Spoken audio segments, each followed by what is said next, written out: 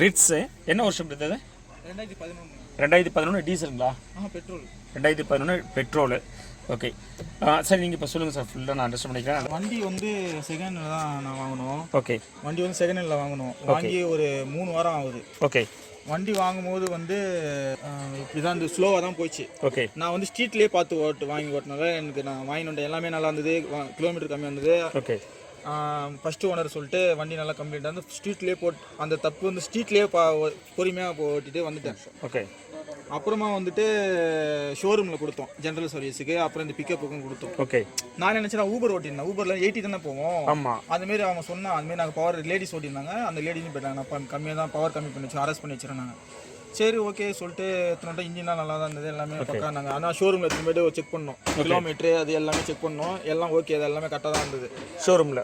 ஷோரூமில் எல்லாமே கரெக்டாக தான் இருந்தது.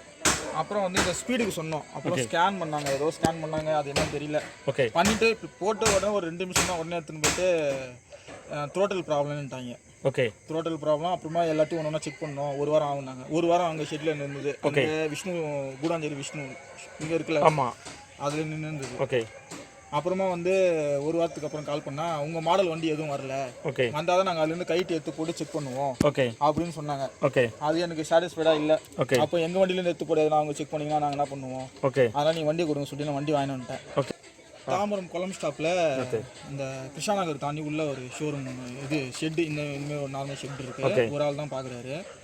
அவர்கிட்ட எடுத்துன்னு கொடுத்தா அவர் வந்து இன்னொருத்தரை கூப்பிட்டு வந்து செக் பண்ணிவிட்டு ஃபியூல் பம்பு போயிடுச்சுன்னாரு. ஓகே. ஃபியூல் பம்பு மாற்றிட்டார். ஓகே. அது ஒரு புதுசாக போட்டார். ஸோ இப்போ இது வந்து பழைய இசிஎம்மு. ஸோ இதை நான் ஃபஸ்ட்டு டிஸ்அசம்பிள் பண்ணி எடுத்துடுறேன். ஓகே. இது வண்டியில் உள்ள இசிஎம்மு. இந்த பார்ட் நம்பர் சேமான்னு பார்த்துருவோம். ஓல்டு வந்து K10 இருக்குது, நியூ வந்து K11 இருக்குது. இதான் டிஃப்ரென்ஸு. K10 இப்போ வர்றதுன்னு சொல்லியிருக்காங்க, K11 தான் வருதுன்னு இருக்காங்க. ஸோ இது 2 காம்பேட்டிபிள்னு சொல்லியிருக்காங்க. மாருதி டீலர் சொன்னாங்கன்னா அது சரியாக தான் இருக்கும். ஸோ அதனால் இப்போ நம்ம இதை போட்டுருவோம், சரிங்களா? ஸோ பார்ட் நம்பர் எக்ஸாக்டாக மேட்ச் ஆகணும்னு சொல்லி ஃபீல் பண்ண வேண்டியதில்லை.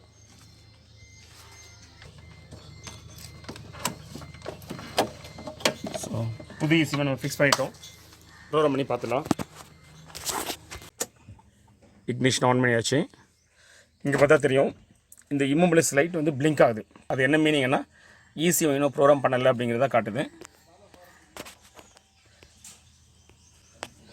ஸோ இப்போ ப்ரோக்ராம் பண்ணிடலாம். புது ஈஸிமை நம்ம கனெக்ட் பண்ணிவிட்டு இப்போ நம்ம ஸ்கேன் பண்ணி பார்த்துடலாம். இப்போ ஸ்கேன் பண்ணி பார்த்தா அன்ரிஜிஸ்டர்ட் டிரான்ஸ்பாண்டர்னு வருது. ஸோ இப்போ நம்ம ப்ரோக்ராம் பண்ணினா இது வந்து இந்த டிடிசி கோடு கிளியர் ஆகிடும். இந்த டிடிசி கோடு கிளியர் ஆகிடுச்சுன்னா வண்டி ஸ்டார்ட் ஆகிடும். இப்போ நம்ம ஈஸிஎம் சேஞ்ச் பண்ணினதுக்கான ஈஸிஎம் ப்ரோக்ராம் பண்ணிகிட்ருக்கோம். இந்த இம்மோபிலைஸ் லைட் இப்போ பிளிங்க் ஆகலை. Program successful. வண்டி நம்ம ஸ்டார்ட் பண்ணுவோம். வண்டியை ஸ்டார்ட் பண்ணியாச்சு. இதுக்கு முன்னாடி த்ராட்டல் பாடி டிடிசி கோடு இருந்தது. இப்போ அந்த எந்த எரர் கூட இல்லை. இப்போ நம்ம புது ஈஸியம் மாற்றிட்டோம். புது ஈஸியம் மாற்றிட்டு சார் எவ்வளோ தூரம் நீங்கள் டெஸ்ட் ட்ரைவ் பண்ணுங்கள்? டெஸ்ட் நான் தாம்பரம் வரைக்கும் போயிட்டு வந்தேன் சார். இங்கேருந்து மாடம்பாக்கம் டு தாம்பரம் கிட்டத்தட்ட வந்து பார்த்தீங்கன்னா அப் அண்ட் டவுன் ஒரு 50 கிலோமீட்டர் போயிட்டு வந்துட்டாரு.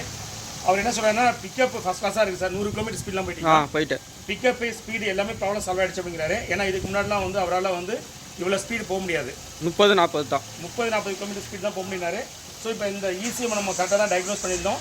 ஸோ ஈஸிஎம் சேஞ்ச் பண்ணோன்னே இப்போ வண்டி பக்காவாக பிக்கப் ஸ்பீடு எல்லாமே சரியாயிடுச்சு. We CHENNAI CAR-TECH are automotive electronic professionals expertise in testing your car with advanced and latest testing tools and fix the problems. Our specialty is servicing multi-band premium cars like Mercedes-Benz, BMW, Audi, Volkswagen, Skoda etc. Want to know about our services? Call us at the number in screen, WhatsApp or email.